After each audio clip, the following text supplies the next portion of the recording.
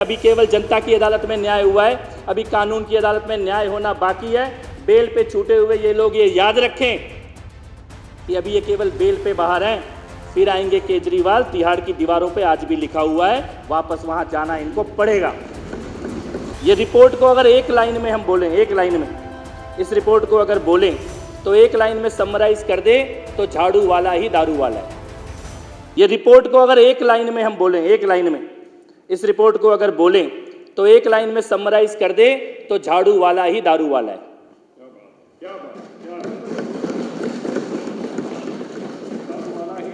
दारू वाला है, पूरी बड़े बुजुर्गों ने कहा है कि शराब अच्छे अच्छों को बर्बाद कर देती, अच्छे अच्छों को डुबो देती है। शराब एक ऐसी चीज है जिसमें जो डूबा वो बचा नहीं।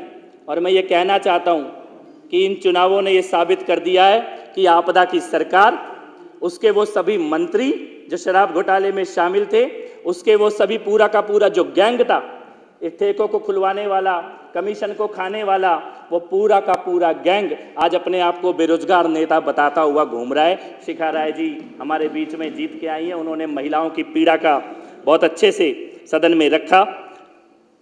लेकिन इतनी ही चलती है झूठ की दुकान, इतना ही चलता है भ्रष्टाचार का खेल। इसकी एक्सपायरी डेट बहुत पहले निकल चुकी थी, जनता केवल चुनावों की प्रतीक्षा कर रही थी। ये जो सीएजी की रिपोर्ट है अध्यक्ष महोदय, इस सीएजी की रिपोर्ट को केवल रिपोर्ट के तौर पर पढ़ने के साथ साथ मैं सदन के माध्यम से दिल्ली की जनता से ये कहना चाहता हूं कि दो डॉक्यूमेंट हैं। एक है सीएजी की रिपोर्ट और दूसरा डॉक्यूमेंट है सीबीआई की और ईडी की चार्जशीट। ये जब दोनों डॉक्यूमेंट को हम एक साथ रखते हैं तब ये पूरी तस्वीर सामने आती है कि क्या खेल रचा गया था। सतीश उपाध्याय जी ने, शिखा राय जी ने सीएजी की रिपोर्ट के तथ्यों को बहुत विस्तार से रखा है और ये रिपोर्ट बताती है कि 2000 करोड़ का नुकसान हुआ है रिवेन्यू का। ये केवल रिवेन्यू का नुकसान है, ये पूरे घोटाले की कीमत नहीं है। 2000 करोड़ तो केवल रिवेन्यू का नुकसान हुआ है कि सरकार के खाते में आना चाहिए था लेकिन आया नहीं।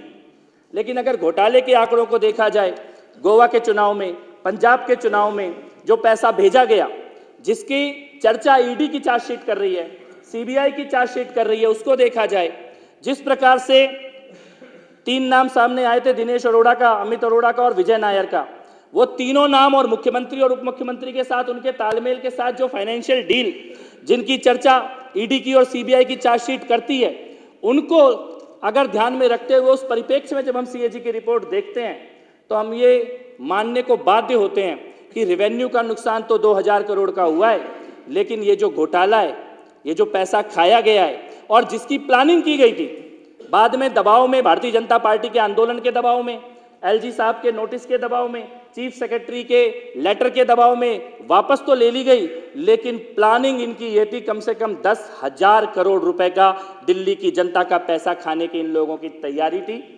और उसी पैसे के माध्यम से पंजाब में और गोवा में इन लोगों ने अपनी राजनीतिक गतिविधियों को आगे बढ़ाने की कोशिश भी की थी।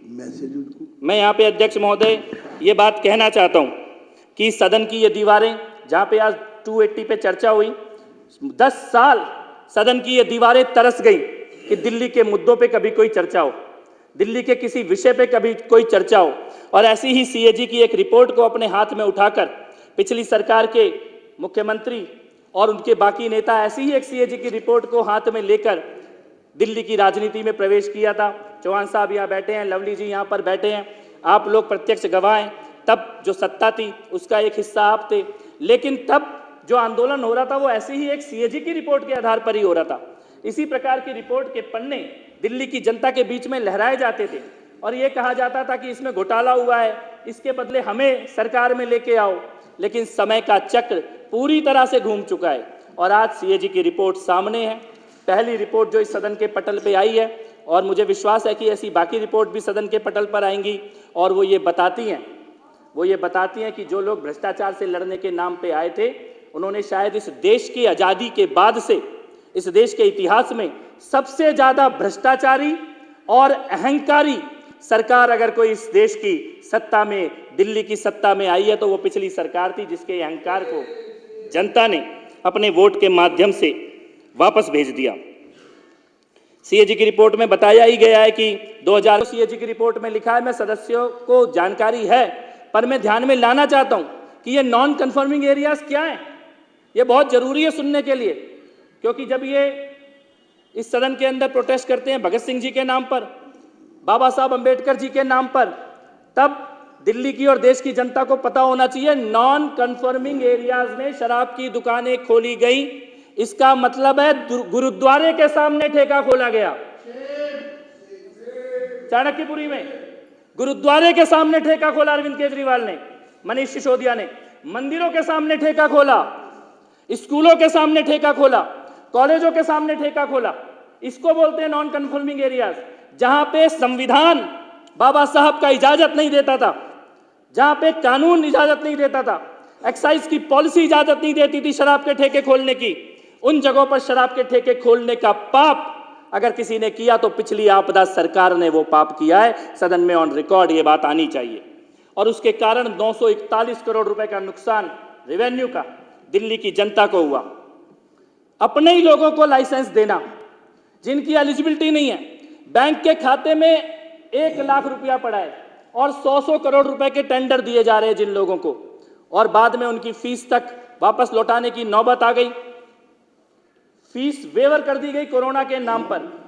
अध्यक्ष महोदय, यह बात ध्यान देने योग्य है कि यह घोटाला तो एक पाप होता ही है, लेकिन उसकी टाइमिंग जिसकी तरफ ध्यान दिलाया गया इस सदन में, कोरोना का वो काल जब देश में हर कोई केवल यह सोच रहा था कि कैसे किसी की मदद की जाए। हमारे आदरणीय प्रधानमंत्री जी किस प्रकार से वैक्सीन की व्यवस्था हो, अस्पतालों की व्यवस्था हो, राशन की व्यवस्था हो, यह सुनिश्चित करने में लगे थे। गृह मंत्री जी स्वयं दिल्ली में जगह जगह जाकर टेम्परेरी हॉस्पिटल बने, बेड की व्यवस्था हो, ऑक्सीजन की व्यवस्था हो, उसके लिए देश के गृह मंत्री स्वयं दौरे कर रहे थे दिल्ली के अंदर। कार्यकर्ताओं के तौर पर भी, राजनीतिक पार्टी के तौर पर भी, समाज सेवी संगठनों के तौर पर भी, एनजीओ के लोग, आरडब्ल्यूए के लोग, सभी लोग सड़कों पर उतरे हुए थे। किसी तरह से भोजन की व्यवस्था हो, दवाई की व्यवस्था हो, ऑक्सीजन की व्यवस्था हो, सिलेंडर की व्यवस्था हो, सबकी चिंता यही थी।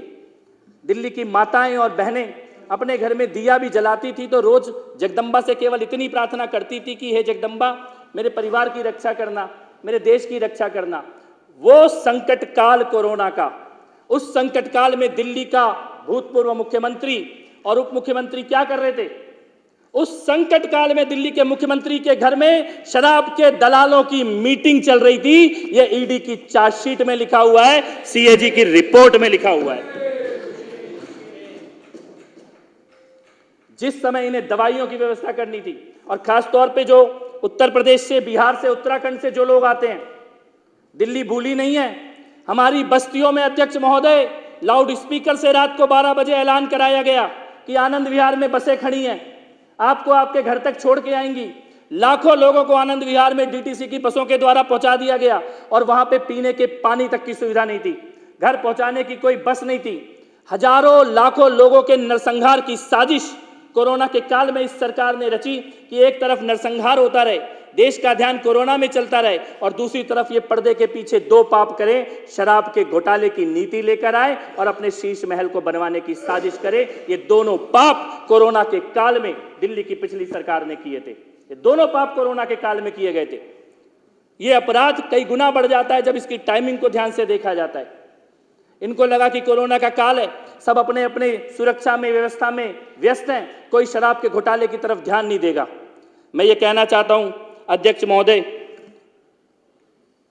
सीएजी की रिपोर्ट में जो डिटेल है उससे आगे बढ़ते हुए अगर हम चीफ सेक्रेटरी का लेटर देखें जिसका जिक्र ईडी की चार्जशीट में है, सीबीआई की चार्जशीट में है, सदन में ऑन रिकॉर्ड ये बात आनी चाहिए क्योंकि पिछली सरकार में इन्होंने इसके संबंध में चर्चा नहीं करने दी।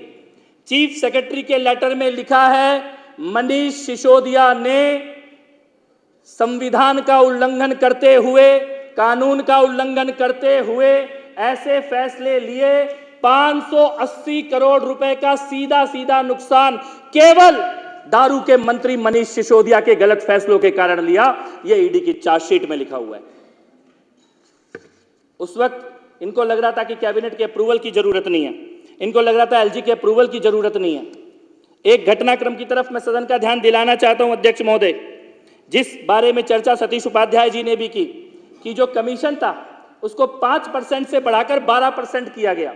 यह सीएजी की रिपोर्ट कहती है। लेकिन अगर इसको हम ईडी की चार्जशीट के साथ मिलाकर देखें तो असली खेल समझ में आता है। 5% कमीशन कैबिनेट ने पास किया, 5% कमीशन कैबिनेट ने पास किया। कैबिनेट की अगली मीटिंग 23 मार्च 24 मार्च को होनी थी। 14 मार्च से लेकर 17 मार्च तक यही हमारी विधानसभा से थोड़ी दूर पे ओबेरॉय होटल है। इस ओबेरॉय होटल में साउथ लॉबी के शराब के दलालों को बुलाया गया, उनको रुकवाया गया। ईडी ने उसकी सीसीटीवी फुटेज भी निकाली है।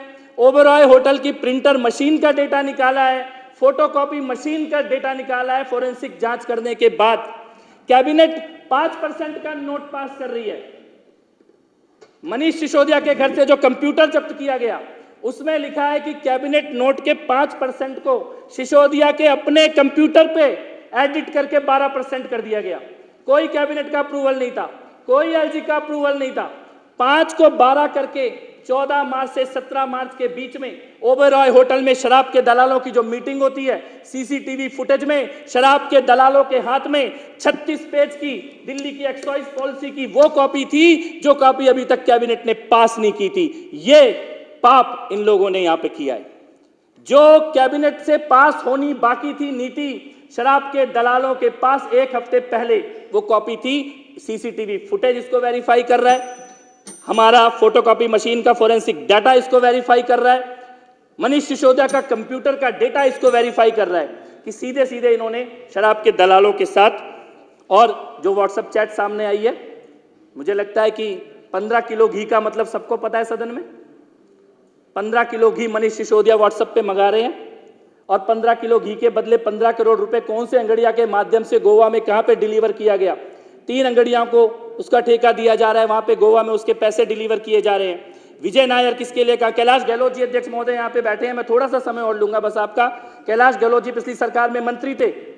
कैलाश गहलोत जी के लिए यहाँ पे बंगला आवंटित था, सरकारी बंगला, लेकिन उसमें गहलोत जी नहीं रहते थे, उसमें विजय नायर रहता था।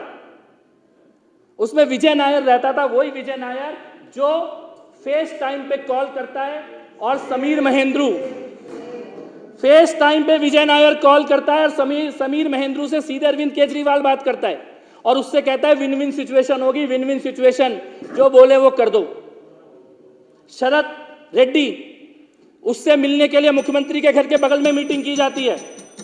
मुझे लगता है कि शराब के घोटाले के इन तथ्यों के ऊपर ईडी की चार्जशीट, सीबीआई की चार्जशीट और सीएजी की रिपोर्ट, इन तीनों को कंबाइंड करते हुए इसको इस सदन में देखा जाना चाहिए, पढ़ा जाना चाहिए।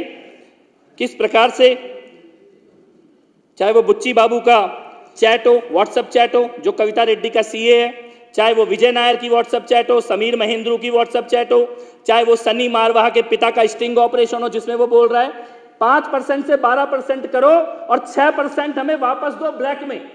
ये मनीष सिसोदिया ने बोला 5 से 12% कर देंगे, 6% वापस लेंगे ब्लैक में। ये अरविंद केजरीवाल और मनीष सिसोदिया के अपने बोले हुए शब्द हैं। पैसों के लेन देन का डॉक्यूमेंट उपलब्ध है। और मैं ये कहना चाहता हूं, इस सदन में अभी केवल जनता की अदालत में न्याय हुआ है, अभी कानून की अदालत में न्याय होना बाकी है। बेल पे छूटे हुए ये लोग ये याद रखें कि अभी ये केवल बेल पे बाहर हैं, फिर आएंगे केजरीवाल। तिहाड़ की दीवारों पे आज भी लिखा हुआ है, वापस वहां जाना इनको पड़ेगा।